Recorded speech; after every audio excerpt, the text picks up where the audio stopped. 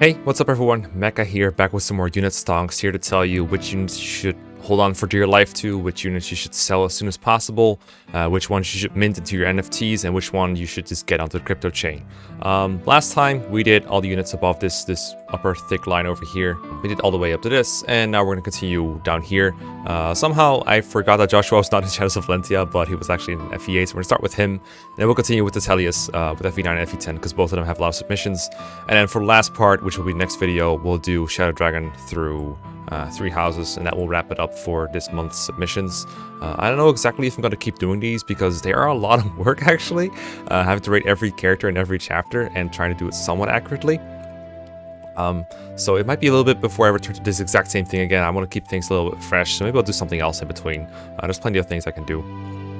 But for now, let's just get into it. Let's do some FE8. So last time I put Joshua in SOV to compete with Conquest Saizo, but now he's back in a game that he probably belongs in, and I gave him some pretty mediocre ratings overall, especially when you compare him to Seth, obviously. The problem with Joshua is, as I'm sure you probably know, no mounts, block to swords, and then availability is pretty good overall. I actually don't think Joshua feels as bad as these ratings make him out to be. It's just he's being compared to, well, mostly Seth, I guess. But I would say his combat early game is actually pretty good, considering he doubles almost everything. I gave him a 6 for chapter 5, mostly because he only joins like when you're basically done with it. Like the moment you are safe to recruit Joshua, there's like 2 or 3 turns left in the efficient playthrough at max, so I don't feel it's very fair to give him more than that. I usually have him visit a house or something. It also doesn't help that Joshua isn't really a good long-term investment. Like I said, you should probably sell him after chapter 5, because I remember when doing my FE8 100% growth from playthrough, I would actually actively avoid giving Joshua XP because it was so precious. There were so many units that had to hit promotion benchmarks by a certain chapter, be it Ross, be it Franz, be it Arthur. All these units really needed to be at some kind of benchmark at some point, whereas Joshua, I mean, he was just an early game filler. I didn't really need him for anything at all. And for a normal playthrough, I think the same goes. There are a couple upticks in his rating. Like for the most part, he's going to get like 5 and 6s. Chapter 9, this is more for Erica route than anything else. Like an Ephraim route, I don't think I would give him a 7 for that one because he can't really keep up with Seth and friends.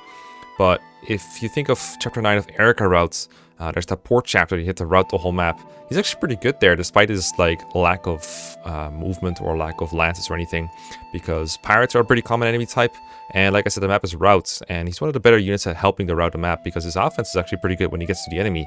I think he can double mercenaries. He might need like a point of speed, but I'm pretty sure he can get there. He doubles pirates, obviously, is good avoid, so he can stay alive without having to heal in between. And like, sure, Seth exists, but in a route map, there's more room for more middling units to contribute. So if Seth is in one part of the map, well, Joshua can help out in the other part of the map. And if he's the best guy for the job, then it actually makes him pretty good. So you could even like argue this rating should be bumped up to an 8. I don't know if that's like correct or not, but I do think he's significantly better than, for example, well, Ford and Kyle. Even though they have more movements, their offense is much more lacking. That's that there are enemy types that he's worse against than they are, for example, soldiers, which also exist in that chapter. So not the best ever, but I do think he stands out there. Rest of the game, though, it's like, what does Joshua really do late in the game? He's the yellow line. You can see, like, deteriorates very fast here. Mostly because it's like, it went from like a 6 to a 5 somewhere along the way. Like, goes down to a 5. And then, what happens here? Yeah, poor guy. Anyway, the point I'm trying to make here is, late game Joshua, it's hard for 6-move units to really do anything in the late game, I find, because the maps get bigger and more stretched out, but your units' offense are pretty good, especially when they have the divine weapons, the legendary weapons, the sacred twins, that's what they're called in this game, at their disposal. Enemies just die so quickly whenever they get to you, so it's better to have more movement and more middling offense than being all offensively focused like Joshua is. And of course, you might say, well, just give Joshua the boots to keep up. But that's also pretty poor investments because you're only used to get there even faster with the boots. Like the more efficient playthroughs generally give their boots to a flyer to get to where they need to be. Maybe you could make a case for like Myrrh to get from 6 to 8 move on her. But Joshua should be like one of the later people on that list. So that's for efficient playthroughs, of course. Unit feel wise, I think Joshua's a bit better than this. And in a casual playthrough, he's like perfectly usable. But this is how I'd grade him for an efficient setting. And I've gotten the accusation that I'm too nice to units, and honestly, I might just be. But yeah, I would use him when he's like semi-force deployed in the early game for the most part, and then like around chapter 9 is when he's like really good in surround maps. Honestly, Chapters 11 and 12, there's like some of these are route maps, I think on both routes, so you could argue it's like okay there, but the problem with that is that some of the route maps really benefit having one to range, like when you're fighting Moguls, for example. That's also something that Joshua doesn't do very well, so I still didn't give him very high rating for these either. Anyway, that is actually the GBA emblems all wrapped up. That's Sacred Stones. Let's move on to some Telias games. Now, here's the best job I can do at covering the FE9 characters. We got Titania, submitted by Hugo Pernas. We got Tanith, submitted by Alexis. We got Oscar, submitted by Arkholt. We got Rolf, submitted by Arkholt as well. Kieran, submitted by Grexius. Riz, submitted by Martin. And Iliana, submitted by Neo Sigma. Thank you very much, everyone, for joining, submitting, participating, etc. This title, it bothers me. FE9 hard mode, unit stocks. Hard mode, English hard mode, not maniac mode. A couple weird things about grading FE9 characters in general that I found weird / slightly inconvenient. The early game, the characters are a bit chopped up. You can see it with, for example, Oscar. It doesn't exist in, I think, chapter 3 and 4, the chapters where you get other units to use instead. So you get these weird little gaps in the graph that make it look a bit ugly. I prefer it when it's one straight up line. Like Titania, this is the most satisfying graphic it can ever be, right? Titania. I remember Karasa was really annoyed that someone had submitted FE9 Titania for him. But you know what? There's always FE10 Titania and other redheads as well. But yeah, Titania is the first one. Straight up 10s for the first couple chapters. Like with Seth, I think it's worth asking yourself when exactly does she start falling off and becoming worse than other units. And for Seth, it was like, I could show it, but it would mess up my whole overlay. So I'll just summarize. Seth was like a 10 out of 10 for like almost every chapter, besides the one where flies were clearly dominant, because even in chapters where he wasn't the absolute best, there were still some things he could do better than everyone else. Like in the desert chapter, he could still fight in parts where there's no desert and still be your best unit there. So even there, I think I put him at like a 9 instead of a 10 or something. Titania's a bit different. I find her stats fall short a little bit more than other units. She's still one of the better units to deploy for the most games, so there's no reason to like undeploy her, but she does get outshined by other units. And in FE9, there's also better flies, I find, overall. Like if you have Bixby bonus experience available to make someone like Marcia or Jill like really pop off and become really good, and if you have a unit like Tanith join as well to become really good, Titania gets a bit worse. And also, like someone like Kieran, for example, I think is more impressive than Titania overall. Late in the game, again, late in the game, which is why his ratings end up being a little bit higher than Titania's later on. But early on, of course, Kieran doesn't exist. So straight up 10s all around here. The big drop-off point is we can actually like check it within the graph. That might be cool to show, but the problem is they all converge here, so it's kind of hard to tell exactly which is which. So let me just look at here, at the table like a normal human being. So I gave her a 5 for chapter 15. The desert chapter, obviously she can't move very far. I think her move is 2. She has Canto, but you can't really Canto very far in that case. So not a very high rating there, but she shoots back up to an 8 at chapter 16, which I believe is the Oliver mention. And then chapter 17, I gave her like a 7. So still like good ratings, but in like 17, like 1 through 4, all the 4 parts, there's some terrain in there that makes her, I think, less convenient to use than other characters. And it's also the part of the game where I find she doesn't always want to kill enemies anymore.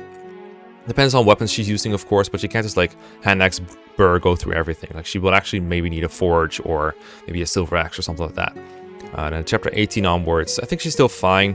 I try to pay a bit of attention to like what chapters have a lot of terrain that you can't go through. FE9 is a game where I don't have chapter numbers linked to chapter maps very well in my mind, so forgive me if I'm a bit inaccurate. But generally you'll find that maps where there's a lot of terrain around have given her some lower ratings. And then late in the game, for example, when Ike gets the Ragnell, becomes Punich Incarnate, that's also when she takes a bit more of a backseat compared to before, because Ike is just so efficient with dealing with enemies, and as long as he can make his way to them, he does pretty well. But as you can see, the Titania is never really bad. Besides like this chapter, this is the Boulder chapter. I think it's the one where after you get Joffrey, which is why Joffrey would get a similar rating here. She can't really do much here, but if she makes it to the enemy, she's probably still fine. And remember, enemies are close enough to your starting position where Titania can make it to them. But she's obviously not as good as a flyer there. So generally I think she's like 1 or 2 points behind your best flyer, and maybe there's like someone who's better at combat than her as well, whether it's Ike or Kieran. That's like the extent of Titania falling off, but don't get me wrong, this is still by far the best unit in FE9, barring maybe Jill or Marcia depending on the context. And then Tanith doesn't exist for over half the game, but then suddenly joins and kills everything, refuses to elaborate. So she joins the same chapter that Ike promotes, the long corridor chapter. the snowy one with the castle and the ravens. And I think generally Tanith, I gave her like 8s at the start and then like 9s afterwards. I think I gave her an 8 for the starting map because that one, there's not a whole lot of reason to fly per se. It's just like her movement is basically the same as Titania. So Titania is probably going to have better or equal combat. I think Titania is like worse resistance overall, but then Tanith has like worse strength and less might because she has no axes and stuff. So I put them roughly even. And then maps where there's a lot of terrain, like you can see whenever Titania dips, Tanith is still a 9. So she stands out, like right here, for example, the boulder chapter, she's much better. So that's generally where she has Titania beat. And the line here is the red line that starts around here, I think. You see, I might be confusing it with Kieran's colorblindness, you know. Actually, I'm actually not colorblind. I'm lying. I'm making it up. Yeah, she started like right here, and she's kind of usually dipping around Kieran's rating. Kieran is the orange one. She's the red one. So it's like it's almost a straight line, except for like a couple of.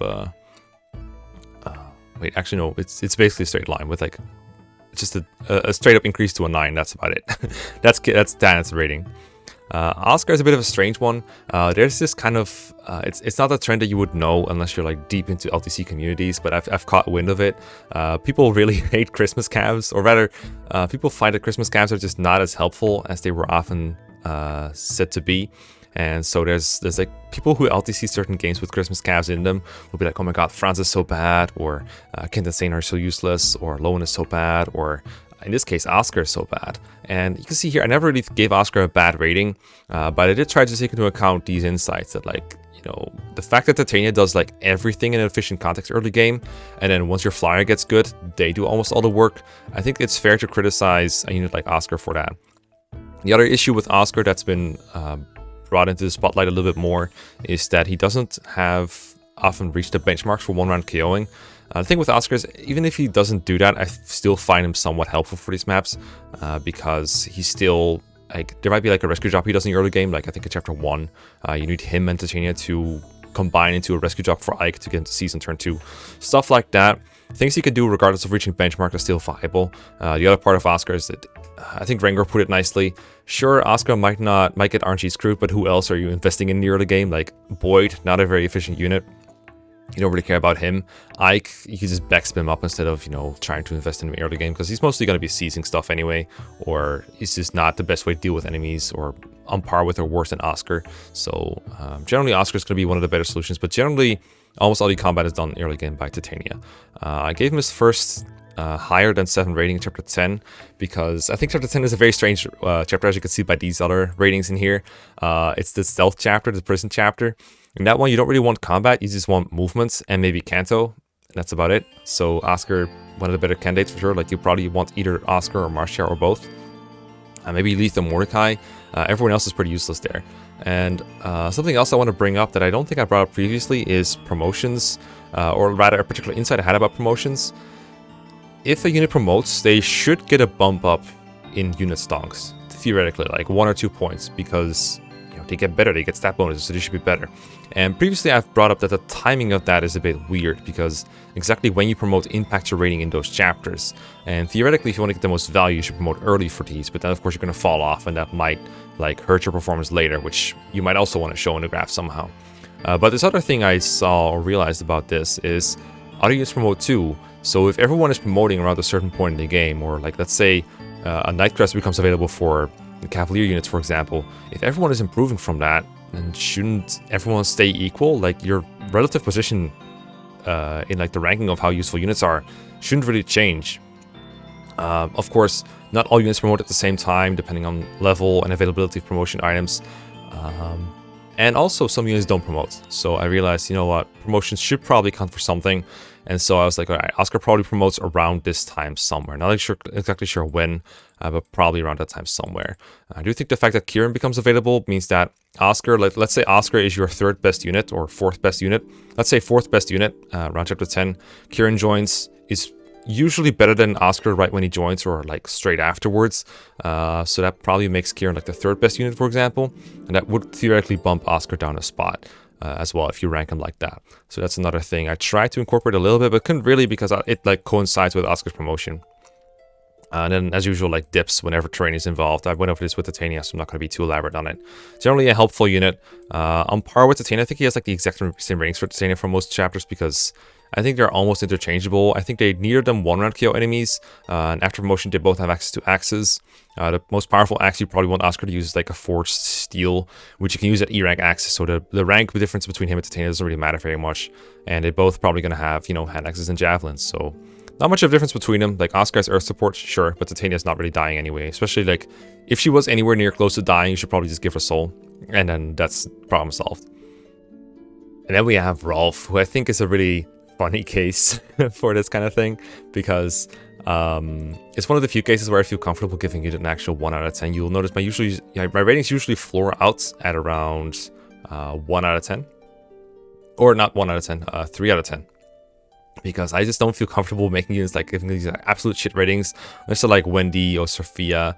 I think Rolf comes close. So what I did with Rolf is kind of implemented the policy of, okay, you're going to use this unit, you're going to slowly increase their value over time. It'll probably end up at like a passable 6. So they'll get like a bit better as the game goes on. It makes sort of huge kind of weird staircase kind of graph right here.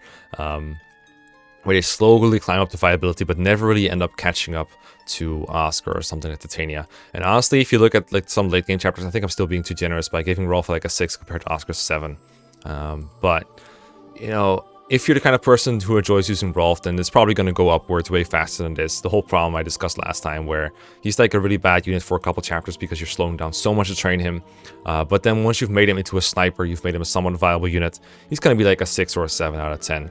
And, you know, if you really throw a lot of resources at him, maybe even higher than that. But generally, I think if you were to take a normal efficient playthrough or an LTC playthrough or anything like that, and you just added the rule, you have to use Rolf in every chapter, and you have to make him promote, or you have to make him kill a certain number of enemies every chapter.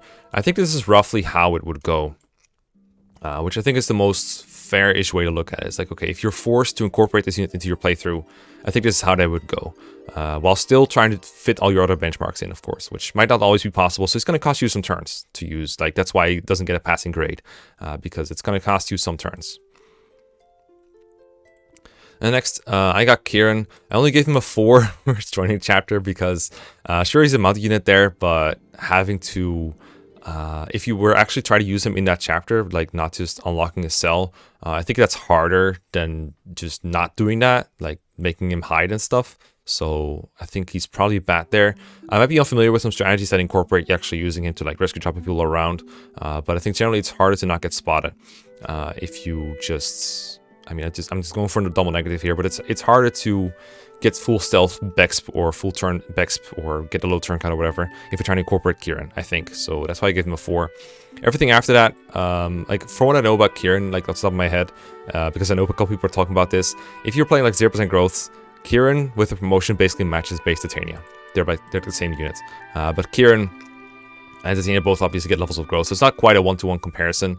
But I do remember from my own FE9 Iron Man from a while ago that Kieran's stats are absolutely bonkers when he joins. The fact that he has access before promotion is a huge advantage he has over Oscar, for example, and a lot of other units. And he's just bulky and good when he joins. He's never bad, and that's why I don't know exactly when he would promote, but by the time he does, I think he's like generally a point better than Titania. So right here, I assume he promote around chapter 16, which is probably late. It's probably a little bit early if you're actually using him efficiently. But it doesn't matter much because like in the desert, he's going to be bad either way. And in like 14, I think it's viable to assume that he's maybe not promoted, and so he would be worse than Titania by a point or so. But then once they're both promoted and Kieran's gotten like a bunch of levels in, I think it's fair to say he's better than Titania by like a point maybe, because I think his strength is notably better and he's just better overall, but not by that much. It might be like more than a point at some points, because I do remember Titania fell short by more than Kieran sometimes, but I just went with a point to illustrate it, and you know, the point makes the point for me. So Kieran's the ugly orange line that goes over here. And you can see it follows the trend from here, because of course it would. This graph is based on this data. So Titania starts with like the 10 and dips down here. When this comes around, that's when Kieran's rating starts sneaking in. And by the time they're both back up on par again, I think Titania like merges with him, and that's why she's not visible on here. And that's why I sometimes leave off units off the unit chart. Then we have Rice. I always mispronounce Rice and Reese, but you guys know who I'm talking about in this context, because there's no Shadow Dragon here. That'll be next episode. I found this unit really hard to rate because healers, I think I've talked about this with Molder, often they're healing for their own benefit rather than for someone else's. Like, people don't really need a durability boost. This depends on the chapters, of course. Like, early on, I gave him a 7 and like some 6s and 5s maybe, because people do want their healing. But it depends on the context of the chapter. Like, if you're playing chapter 2, like, the person who's going to be doing most of the work, again, is Titania. Probably. And while Oscar and Ike and Boyd appreciate the healing, Titania really doesn't need it. He really doesn't care. So you don't really need to do anything in these chapters. And the same goes for later on. Like, if you have someone like a promoted Jill just destroying entire enemies on, say, the Astrid Gatry map, the ship chapters, like, you don't really care about Reese being there and like having to protect him from enemies. So generally, I don't give him a very high rating. But I also remember that Reese is one of the few low investment units in Path of Radiance. Almost everyone else needs some kind of investment to be viable. Whereas Reese, I mean, even if he's not like destroying enemies left and right, he might still be able to like physic characters that got hurt somehow. Maybe like a bunch of Tiger Lagoos that hit kind of hard, or maybe like an effective weapon somewhere. Actually, who am I kidding? 2 times effectiveness is nothing. But like, you get it, right? There's usually 1 or 2 things you can do per chapter, so maybe you should give a better rating for that. And you also get some good staff later on that save some turns. Like, there might be something you can do with like a rescue staff, or the ward staff, which is the barrier staff in Tellius. Stuff like that, like very little things. Maybe a 7 is too high. I've actually never like long-term used Reese. I tried to, but he died in chapter 17 for me, which is ironically when I made this rating shoot up a little bit. But I think a staff utility is just nice, and staff rank, high staff rank especially, is rare in Tellius. There's no Pence or Sale or anything like that in this game that you can just give these staffs to. Like, he's one of the only people who can do it. Like, if you don't use Reese or you staff grind Soren, then your first high rank staff user is like Alicia, which is crazy to think about. So I did want to give credit to these staffs, but I wasn't sure how. It might be lower or higher, but this is what I went with. I think there's probably some things you can do, but it might be that I overestimated these capabilities a little bit, because most units in FE9, the ones that are involved in like low turn counting chapters like Marcia, Jill, Titania, Kieran, probably don't need these buffs. But I remember there's like 1 or 2 occasions where they're helpful, so maybe he should be more like a 6 or a 5 overall. And finally, we have the Naifu Waifu, Thunder Queen Ileana, submitted by Neo Sigma. Another tough one to rate, because the way I used Ileana is so unlike everything else. I was bribed into giving her knives for my last Iron Man playthrough, and so I also was bribed into like just giving her a lot of kills and just using her a lot, very, very slowly. And so I did, and that's what happened. So in this approach, I went with like, okay, so she's kind of mediocre early on, like not to the point where like it's a hassle to use her. Like, she's no Rolf early on, but sometimes she can feel almost as bad, because her durability, most enemies 2-shot her. She doesn't double consistently at all. She might get there at some point, that's why there's like a slow increase in the line. But even in my playthrough, Ileana did not double just about everything. Besides the 2 for the stealth chapter, which I've kind of already explained, there's nothing too ridiculously outstanding about Ileana's rating. I just went with a slow upwards curve for her, because that's what I felt like it would be if you implemented her. Kind of like the same logic with Rolf. If you were forced to use Ileana in an otherwise efficient playthrough, this is roughly how it would go. You'd find a couple enemies where she can like help out with chipping or something. Surely there is some part of FE9 where an enemy is too bulky to get past, and you can use Ileana just to get like weaken them a bit, and then someone else can bust through and canto through. Something like that is probably what it would look like. And so not the worst unit you could ever possibly use, but definitely one that could use a lot of help to become better. So again, you could, make this curve more extreme by having a lower start, by just grinding up on enemies for 1 chapter, and then she's like really good after she's been grinded up. But even then, you still have to deal with movement issues and maybe even some durability issues. So I'm not even sure if this is the way to go. But that's kind of roughly the way I went with for Ileana. Even in the desert chapter, you would think she would shoot up a bit, right? Because the horse units get worse. And sure, I gave her a higher rating than Oscar and Titania for that chapter. But I'm not even entirely sure if that is deserved, because I remember mine got like 2 shot or maybe 3 shot by Lagoos enemies in that chapter. So her effective mobility wasn't even that much higher. In addition, you don't really want to kill enemies if you can help it anyway in that chapter. So yeah, it's still not that impressive for that chapter in my opinion. That's my feeling on Ileana. Still really fun unit to grind up though, really fun unit to get knife kills with. I really was really glad to have the incentive to do that, but oh god, it was not easy, and I think I have a fair idea of what it's like to use her in this game. But there's one game where it's even more of an experience. Let's get into that one. Alright, the other Telia's game, FE10, and this is where I think I got the most submissions for this one. I left all of them in for now, I believe, or I think most of them, or at least most of the old ones, because this chart is just going to become such a beauty with all the little dots and interrupted lines over here that just make no sense on a graph at all. This is some real chaos, but thankfully I still have the data to be able to reference to, so I don't have to look at every single line ever. So Curaçao submitted FE10 Titania because someone stole FE9 Titania.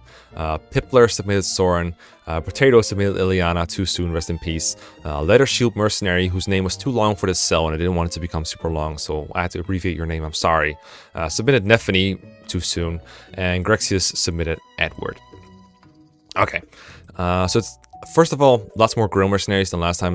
For my example video, I used the Dawn Brigade mostly. So I implemented the Grill Mercenaries here. You can see the numbering for Radiant Dawn's a bit awkward because most games they just number like Prologue and they go from like 1 to 25 or so. But in Radiant Dawn, I had to do something different because, the part system. So I just gave every chapter a number. And that's kind of how it went. Of course, with the armor system, no numbering system is going to be completely sensible, but at least you can see the way I made it, right? It's pretty self-explanatory. Every chapter has a number assigned to them, and then at the end, it's like, okay, so part 4, map 1, the first split section part, that's effectively chapter 30. Second one is chapter 31, and in the tower, I just already did this all map, even though they're not all similar, like units, performances, and endgame are usually pretty uniform within of themselves, so I get that just one number, 32. Just to not make the chart too big. And then I put them in the chart, and this is what we ended up with. So Titania is like pretty good. I mean, obviously, like I let her die in 3-2, but if you're not bad like me, then she doesn't die and just dominates the whole game. With some exceptions. 3-7, not a very good chapter for her because, River, bad.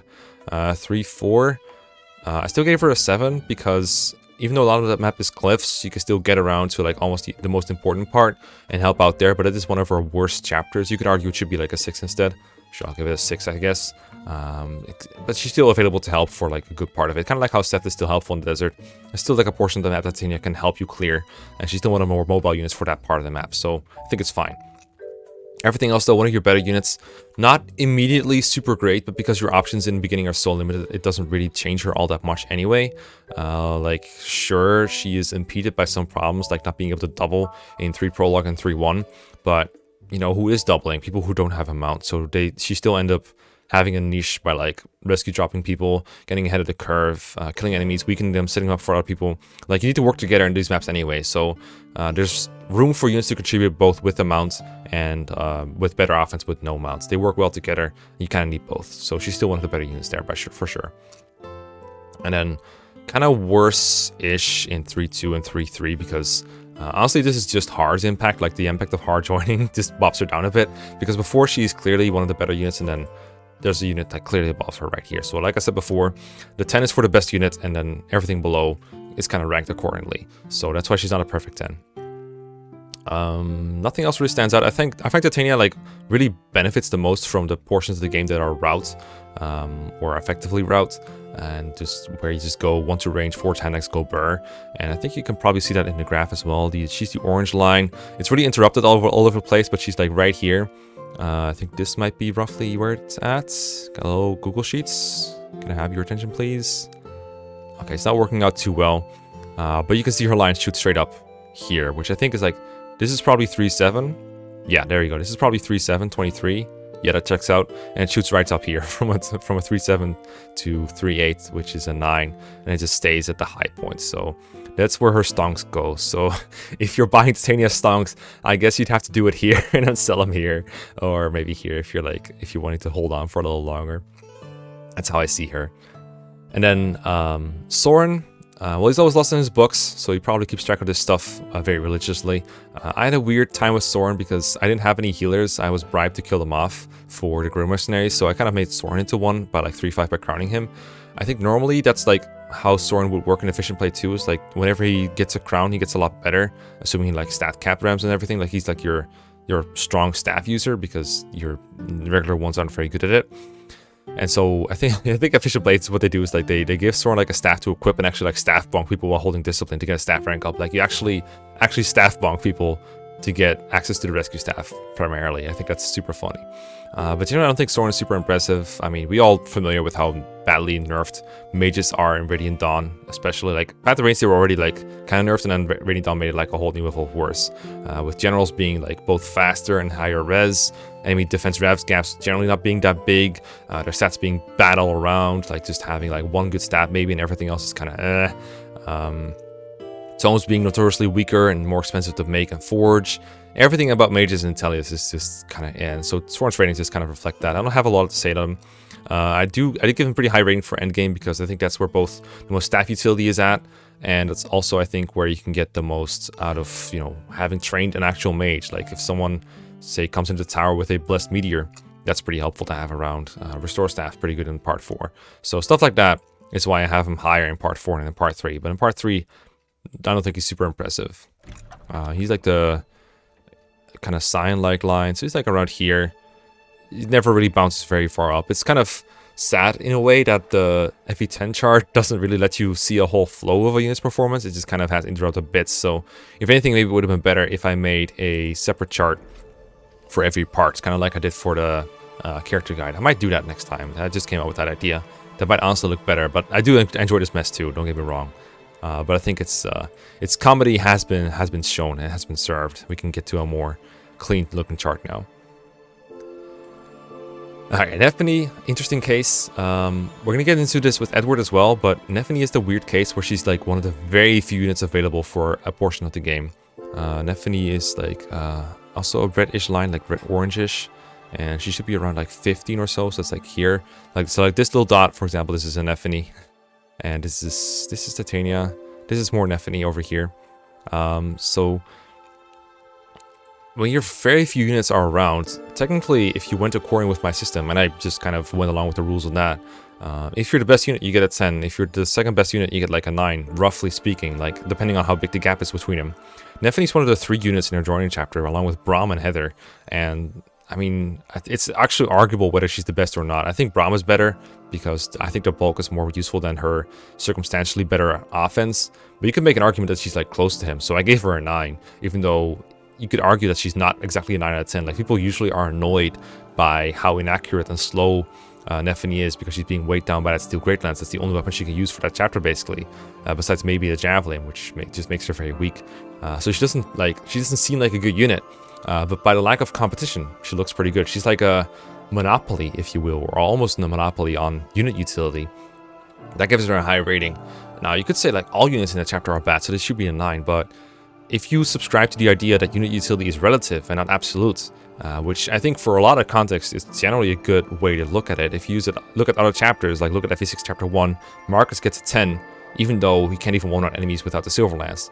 That would be kind of bad in some other context, but in that one, it's as good as it gets. So he gets a 10 out of 10. So think by the same logic, you have to give Nephenee at least like an 8 here. Like I can see not a 9, but I gave her a 9 to stress the point. So that makes it weird. 2-2 it gets a bit more normal, and 2E as well, because we have like a lot of other units that kind of bump her down a bit. And Nephenee doesn't stand out as much as I do think she's helpful in like runs of these chapters. There's like usually some kind of chip damage you can do to help finish someone off. 2E, you could argue everyone is very shit tier because Har just wins the map in 2 turns or 1 turn. But, you know, just in case you're playing it somewhat casually, she's like a 7, right? She can weaken enemies, she can fire from a ledge with her javelin, she can block a choke point. Stuff like that is useful, not unique, but useful-ish. And then part 3, it kind of hurt me to give her these like low-ish rating, but it's hard to think of Nephenee as like a helpful unit in these contexts. Like, what does she really do in a more efficient playthrough where Har and Titania are destroying just about everything in sight, and Ike as well? Like, there's so many units that are just more capable in that army, and Nephenee kind of falls behind unless you're really pumping resources into her. She's like, I wouldn't say she's terrible. I do think she's better than Soren all around, generally. Like, she's like better by a point in these ratings, for example. But she's like, what does she do better than like Boyd, for example, or anything? Like even Mia, for example, I think is a better unit. I would give Mia like a 7 or an 8 in these, I think. So yeah, I do think once Nephenee hits like Sentinel and she's like access to some more skills that people don't really want, like Adepts, you can argue she's like better than that. So I made late game ratings to reflect that. But in general, I think relatively speaking, Nephenee's not that good. That said, I do think it's funny to point out the contrast between how these units are rated here and the end game role of like, you know, your MVPs, your top 5 most kills and sallies and everything. Nephenee, I think, usually comes out on top there because A, she has a lot of availability. Not only is she available for almost entire part 3, but also for part 2, like 3 out of 5 chapters in part 2 as well.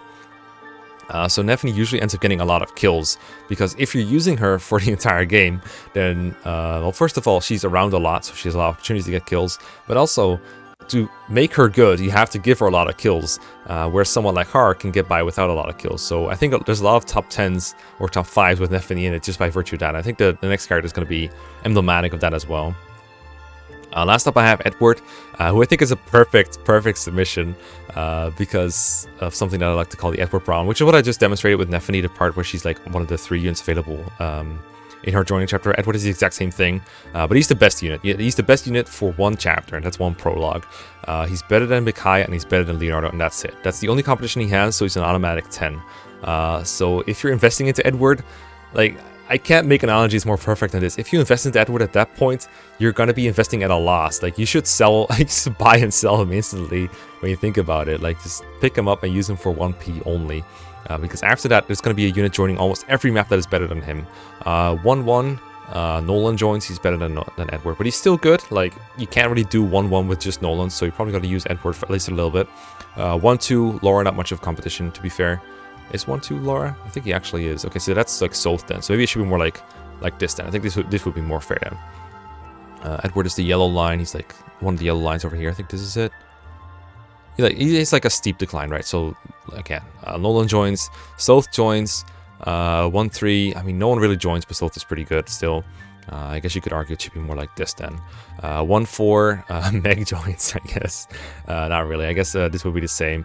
But like 1-5, Voluk joins. 1-6, Psyhark, Jill, and Tironio. Like every single chapter in the Dawn Brigade has someone making him look worse. And then after 1E, this is when you should buy him. This is when you should invest into Edward in 1E. Why? Because he's going to be worth more in 3-6, just by virtue of like half of these good units leaving. Like, for example, Tormod, Muarim, and Vika Gaming. They all join in 1-7. That's what makes Edward worse here. But they're gone here. And so are a lot of the other units. Like, sure, the Black Knight is here still, but Nyla isn't here. Raphael isn't here as far as he impacts other units' ratings. Tironio is not here. He's back here in 312 and 313, but like whatever. The point is, there's less competition for him here. But this is all relative value for Edward. He is not getting worse. He's also not getting better here. It's just other units leaving and joining that impacts his rating here, which is weird because you would think a single unit would just go up, like would just have like a consistent value that goes up or down. Like, I don't know, Rolf from FE9, he just went up in value over the place, even though units were joining all over the place. But I think this effect is so strong on Radiant Dawn that it really stands out here. I'm trying to see if I can really get this curve here, but I'm not sure which of the yellow lines he is. I think it's this one because he joined first. Yeah, this is him. So this is how he goes. This is the Edward investment line. This is some peak unit Stonks right here. This is how he rolls. Okay, so you might think that I forgot to put Ileana from FE10 in here, and I'm doing this after recording, but the truth is I totally wanted to clean up the chart first before adding her, just to show how funny her ratings are, because Ileana is one of the few units who's around for almost the entire game of Radiant Dawn, in a game where it's completely split into Dawn Brigade, Grummer Snares, and other. She's around for 2 of those sections, not just 1, which is cool. Joins in 1-3, and then sticks around with Dawn Brigade until 1E, and then doesn't show up again until part 3, around the time when Har and Nephenee and Braum join the Grummer Mercenaries. So I left a couple units in to kind of compare her to. You can see these comparisons never really work favorably for her. Her curve is almost the exact same as Edward, where like she has like an okay start in 1-3 just due to lack of competition, actually being like halfway decent. I remember her actually doubling some of the enemies. I still remember her accuracy being a bit shaky in her joining chapter, and it just doesn't get any better from there as other units join, for the same reason that Edwards doesn't, so I'm not going to elaborate too much. And especially big dip in 1-8, where competition for unit slots is super tight, and even when deploying her, she doesn't do very well. 1-9, she doesn't exist because it's the Black Kaya chapter, and then 1-8, it's the same problem as in the previous chapters, just more and more better units. It's the opposite of the Edward situation from like 1 prologue, like lots of competition and all of them do better than her.